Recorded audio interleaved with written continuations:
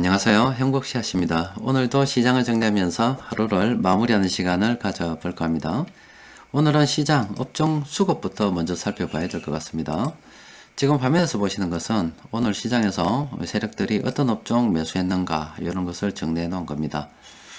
어제는 파란색이 많았는데 오늘 업종 보면은 빨간색이 많죠. 어제보다는 훨씬 더 수급이 좋습니다. 게다가 오늘 코스피 같은 경우는 사상 최대 신고가를 갱신해 봤다니까. 자, 여기에 코스피 차트인데 세력들이 오늘은 많이 매수해 가지고 사상 최대 신고가를 갱신해 보셨습니다. 자, 요 차트를 보고서 여러분들하고 몇 가지 좀 이야기를 해야 됩니다. 자, 정리 한번 해볼게요. 잘 보십시오. 자, 어제는 세력들이 8,500억 정도 팔았습니다. 시장이 상승하다가 갑작스럽게 세력들이 저렇게 팔면 굉장히 불안하죠. 또 게다가 시중에 나오는 뉴스들조차도 그렇게 희망적인 뉴스가 나오지 않는다면은 쪼립니다. 계속 이렇게 막 떨어질 것 같은 기분이 들거든요. 또 그래서 요렇게 시장이 크게 하락하는 날이 있으면 상승하다가 그렇습니다. 있으면 사람들이 굉장히 불안해 하기 때문에 어제는 뭐 마감 영상을 통해서 정신교육 한번 행깁니다. 또 그리고 지난번 요게 2조 4천억 정도 팔았을 때입니다. 이렇게 잘 나가다가 뜬금없이 갑자기 이렇게 쑥 팔아버리면 굉장히 쪼리는 거예요. 또 마찬가지로 이 미래는 지금 와서 뭐 지나고 나서 보면은 이만큼이나 우리 알고 있는 상황에서 이걸 보니까 뭐 별거 아니다 싶죠. 지금 하는 게 뭐 굉장히 쉽게 이야기하는 게 쉽죠. 그런데 이 뒤의 상황을 모르고서 갑작스럽게 이렇게 팔아버리면 굉장히 불안해집니다. 다음날 또 팔 것 같은 이 생각이 막 든다니까. 시장이 계속 하락할 것 같은 생각이 듭니다. 그래서 실제 이렇게 되면은 동조해서 사람들이 실제 파는 경우가 굉장히 많이 있습니다. 그래서 그러다 보면 또 뭐 희한한 경험을 합니다. 시장이 이렇게 하락을 해서 또 나쁜 뉴스가 많이 나서 실제 나는 이때 팔았다 이 말이에요. 그런데 희한하게도 내가 팔고 나면은 이렇게 쫙 올라버리고 또 요 한 곱이 넘은 거예요. 근데 이 고비를 어떻게 딱 살아남았어요. 그랬더니 또 이렇게 많이 파네. 근데 이때보다는 좀 많이 올랐기 때문에 야, 요때는 시중에 나오는 뉴스들하고 종합해 보니까 또 다음에 또 계속 팔 것 같다 이 말이야. 아무래도 기본상. 그래서 또 요때 또 이 속아가지고 내가 팔았더니 그 다음날 또 이래 올라버리네. 이게 뭐 사람 환장하죠. 시장이 상승할 때 일이 한번 팔면 깜짝깜짝 놀랍니다. 그렇게 요때 만약에 덫이라고 하면은 요 덫을 무사히 피했는데 살아남았더니 또 다음 이렇게 덫이 딱 쳐지면서 요때 당해붙다. 상승장은 이런 덫이 많습니다. 그래서 희한하게 내가 팔면 오른다. 희한하게 내가 팔면 오른다. 그리고 한 번씩 급줍니다. 그래서 지금은 공매도가 없기 때문에 그렇지 만약에 공매도까지 있다 그러면은 이거 한 방에 끝나겠어요. 상승장이 한 두세 방 쑥쑥 이렇게 밀어가지고 지수가 뭐 순식간에 2600에서 2400까지 쑥 떨어지면 완전 사람들 패닉에 빠집니다. 그리고 실컷 또 팔았더니 그 다음은 또 이렇게 올라가듯이 또 쑥 올라가네. 근데 이제 올라가고 난 다음에 뭐 조정이 깊다. 요때는 뭐 온갖 뭐 세상에 망할 것 같은 뉴스가 막 나오더니 뜬금없이 이렇게 막 지금 뭐 좋은 뉴스들이 나오면서 올라갑니다. 상승장에 이 투자하기가 오전 시황에서도 말씀드렸다시피 참 어렵습니다. 이 주식은 실제 이게 주식시장의 시가총액이라 손치면 실제 투입된 돈보다 이 심리적인 요인으로 의해서 이렇게 딱 떠받치고 있는 돈이 엄청나게 많습니다. 그러니까 투자 심리가 굉장히 많이 반영되어 있기 때문에 이런 거 한번 경험하면은 뭐 환장합니다. 그래서 이 상승장에 살아남기가 상당히 어려워요. 그래서 예전에 제가 말씀을 드렸다시피 제가 여러 시황을 올립니다만은 그냥 아무 근거도 없이 앞으로 잘 될 거예요 라고 이렇게 이야기하면은 뭐 제가 교조도 아닙니까? 그냥 뭐 아무 근거 없이 믿으시오 이렇게 이야기한 거고 다름없잖아. 그게 아니라 어제와 같이 시장이 많이 하락을 하면은 여러분들께 설명을 하잖아요. 지금 우리는 거품 걱정할 때가 아니다. 거품 걱정할 때는 전 세계가 경제가 너무 잘 나가고 사람들이 앞으로 더 잘 될 것이라는 어떤 장밋빛 환상에 빠져 있을 때 그때 좀 보조 지표를 본다 그러면은 조선주가 TV 광고 막 나오기 시작할 때 그때 사상 최고 거품 이런 것을 좀 걱정해 봐야 되지 지금은 그런 거 아니다라고 말씀드렸죠. 또 그런 근거를 또 갖다 대고 또 사람들이 또 불안해 하면은 여러 가지 경제 지표들 막 갖다 대고 하면서 또 시장 수급도 갖다 대고 하면서 시장이 상승하다가 이렇게 갑자기 급락해서 사람들이 불안해 하면은 시장의 대부분은 막 정신교육 한다고 다 쏟아붓죠. 아무쪼록 이 상승장에 이런 이 자석들이 덫을 많이 놓습니다. 이렇게 덫을 놔요. 요때 당하지 말자는 요 말씀을 하나 드리고 싶습니다. 또 그리고 요거 잘 생각해 보 이런 것도 한번 생각해 볼 수 있어요. 자, 그건 좀 이따 이야기하도록 합시다. 일단 오늘 뭐 갑자기 시장이 이래 하나 올랐다 아닙니까? 이게 왜 올랐나? 이것 때문에 올랐죠. 영국에서 백신 접종을 시작했습니다. 그리고 다음 주부터는 캐나다에서도 그리고 뭐 1월부터는 이스라엘, 모로코도 이제 세계 각국이 코로나 바이러스 백신을 접종하기 시작한답니다. 그러다 보니까 머지않아서 경제가 정상화 될 것이라는 기대감에 의해서 오늘 시장이 이렇게 올랐다라고 볼 수가 있습니다. 자, 그런데 제가 예전에 한번 말씀을 드렸죠. 저런 기대감에 의해서 오르는데 이 주식시장은 희한한 거라고. 상품시장이라고 하는 것은 내가 이 상품을 남들에게 정말로 잘 팔아먹기 위해서는 반짝반짝 빛나게 만들면 되죠. 아주 잘 만들어가지고 빛나는 상품이라고 선전을 하면 되는 거예요. 실제 품질이 좋으면 사지 마라 해도 삽니다. 사지 마라 해도 사요. 지금 백신이라는 훌륭한 상품을 만들어 놔면 사지 마라 해도 백신 사러 막 뛰어갈 거야. 상품은 그런 겁니다. 잘 만들면 뛰어갑니다. 잘 만들면 뛰어가요. 그런데 주식시장은 그렇지 않습니다. 주식시장은 내가 주식을 살라 그러면 다른 사람의 주식을 이렇게 가져와야 돼요. 그리고 내가 주식을 팔라 그러면 내가 가진 주식을 누가 사 주어야 됩니다. 그러니까 이 허공에 그냥 뭐 쓰레기처럼 날아다니는 임자 없는 주식은 하나도 없습니다. 누군가 다 들고 있기 때문에 때로는 빼앗아야 되고 때로는 떠넘겨야 됩니다. 그렇게 하다 보니까 요런 양념을 어디서 구해오느냐 바로 재료고 또 뉴스들에서 엄청나게 많이 뿌려집니다. 그러다 보니까 지금 백신에 대한 기대감으로 시장이 오르죠. 제가 예전에 말씀드렸죠. 시장이란 것은 이 백신 하나만 놓고서도 악재로 만들어 버릴 수도 있다고. 지금 실제로 여기 보면은 요거는 파이낸셜 뉴스에서 나온 겁니다. 화이자 백신 맞아 보니까 후유증 나왔다 이렇게 돼 있죠. 실제 그 사례입니다. 왜 후유증이 없겠어요?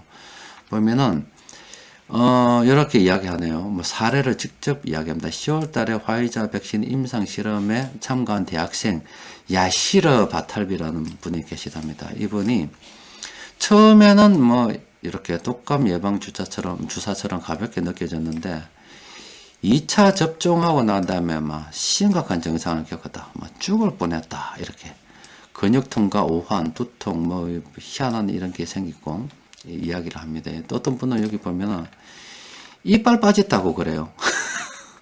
백신 맞고 난 다음에 이빨 빠졌다고 그런 보도도 있습니다. 그러니까 이 백신을 가지고서 이렇게 긍정적인 뉴스도 만들어낼 수가 있는데 부정적인 뉴스도 만들어낼 수 있습니다. 그래서 이 주식시장은 끊임없이 심리 게임입니다. 이 전체 돈의 거의 대부분이 심리에 의해서 만들어져 있기 때문에 이 멘탈 붕괴되면 그날로 끝납니다. 이게 지뢰라니까. 2조 4천억 판 것도 지뢰입니다. 이것도 지뢰입니다. 지뢰 밟으면 그냥 이걸로 끝나는 거예요. 그냥 여기까지 벌어 모은 것으로 게임 끝입니다. 요만큼 벌어면 4그릇이고 밖에 안 되는 거예요. 지뢰 밟으면 끝납니다. 이렇게 요때 또 뭐 살아남다 하더라도 요때 또 지뢰 한번 외국인 매도하는 거, 세력들 매도하는 거 보고 밟으면 그냥 게임 끝나요. 근데 이게 알면서도 당하기 쉽죠. 언제 끝날 줄 알고. 여기 하루 하락하다가 다음에 올라서 망정이지. 미래를 알 수 없는 상황에서 이렇게 계속 떨어지면은 정말 이게 상승 추세 끝이다. 이렇게 생각할 수도 있지 않겠습니까? 주식 투자 상당히 어렵습니다.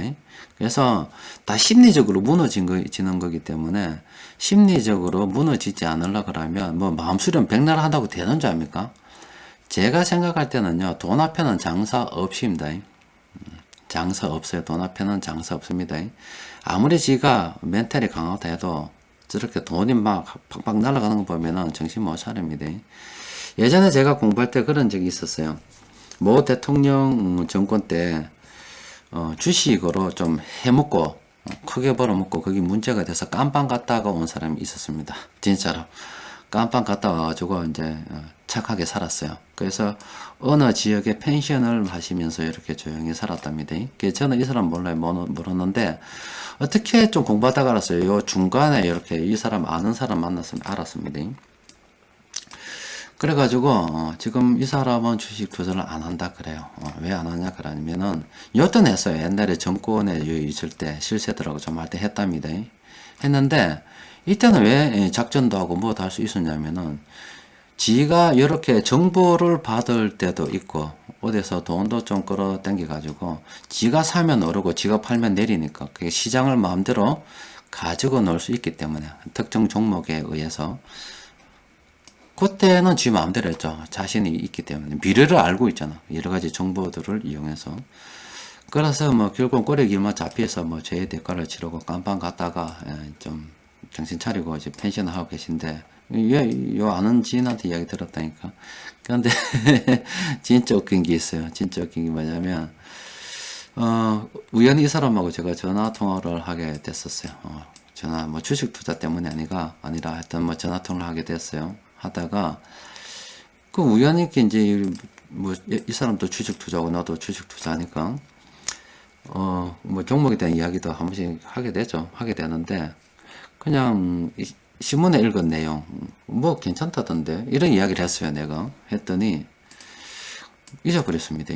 한 달인가 뭐 있다가 우연히 다시 또 통화를 하게 됐는데 샀는갑더라고. 진짜 나는 모르고 했는데 샀는갑더라고. 사고 난 다음에 그거 뭐 또 다른 정보 얻은 게 없느냐고 묻더라고. 그래서 참 나도 모르는데 근데 더 웃긴 게 또 뭔지 압니까? 또 이것도 이야기했는 갑더라고. 이 사람도 샀는 갑더라고. 그 정보 샀는 갑더라고. 그건 몰라요. 나 또 그 정보 지금 어찌 된지 모르겠는데 하여튼 이렇게 한때 자기가 이렇게 잘 나가던 사람도 이 정보를 딱 정보에서 제외되고 끊기고 이제 이렇게 속세 들어서서 혼자 살다 보면은 한때는 이게 날고 기던 사람 알겠습니까? 기던 사람인데 여떡다가 앉아있다 보니까 멘탈이 붕괴되고 유리 멘탈이 되어서 남 이야기 듣고 그냥 이래 주식을 사는 거예요. 근데 그럼 나 뭔데?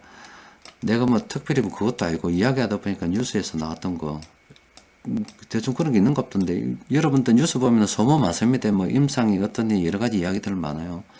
그걸 정보라서 치고 또 이 이야기 하니까 또 이건 또 사뿐해. 이 사람도 사고 희한하다니까 이게. 근데 이제 이거 어떻게 돼? 이제 이 사람 입장에서는 굉장히 불안하죠. 모르는 상태에서 산 거잖아. 마찬가지입니다. 제가 여러분들께 말씀드리고 싶은 것은 이 주식이라는 것은 이렇게 모르는 상태에서 뭔가 근거를 가지고 사야 된다고 제가 수백 번 말씀을 드린다 아닙니까? 제가 또 수급 자꾸 이야기하면 예전에 뭐 카페에 엄청나게 많은 이야기를 했는데 이런 거 하나도 안 읽어본 사람이 요거 이야기하는 거 뭐 강의 이런 거 유튜브 영상 한두 개 보고 수급만 보고 사면 돼요? 뭐 현금 벌음표 안 봐도 됩니까? 뭐 재료 안 봐도 돼요? 뭐 대주주 공부 안 해도 됩니까? 그럼 기업 분석 안 해도 되는 이런 헛소리는 해서 하면 머리 아픕니다. 매번 이렇게 영상을 할 때마다 주식 투자는 수급을 근거로 해서 돈이 어디로 흘러가는지 보고서 그러면 돈이 왜 그렇게 흘러가는지 그 이유를 생각해보고 역으로 찾아 들어가서 뉴스도 살펴보고 이렇게 해서 돈이 이쪽으로 흘러 들어가는구나.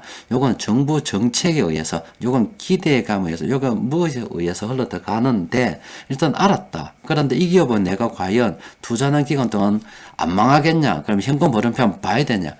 매번 어떻게 다 설명을 하냐고. 못하잖아요.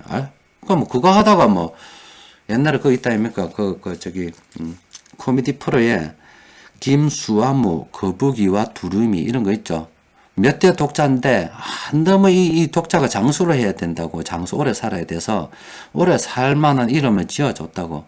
그래서 김수아무하고 거북이와 두루미 이렇게 엄청 길게 지났어요. 근데 그 독자가 그 독자가 물에 빠져서 허우적거리고 있는데 하인이 와서 이야기했다 아닙니까? 아, 도련님이 김수한 뭐 이래 저 빠지고 있다고. 그래서 이름이 있다가 뭐 그 끝났는데 살았는지 죽은지 모릅니다. 코미디 프로니까 그런데 그런 것처럼 아니 이거 이야기를 하는데 어떻게 다 이야기를 하냐고. 그 궁금하신 분들은 뭐 이 현금 오름이니 뭐니 엄청나게 지난 10년간 많은 이야기를 했기 때문에 들어와서 공부 좀 하십시오. 찾아보고 좀 물어보십시오. 그러니까 좀 기본적으로 좀 해야 돼요. 어떻게 다 안겨줍니까?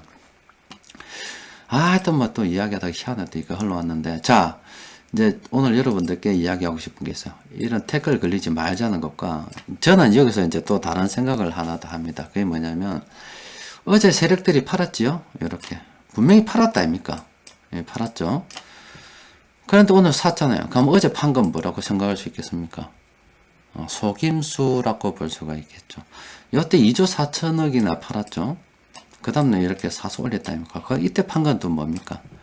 이거 역시 속임수라고 생각할 수 있겠죠. 그러니까 그게 주식시장 그렇다니까 내가 주식을 사기 위해서는 가져와야 돼요.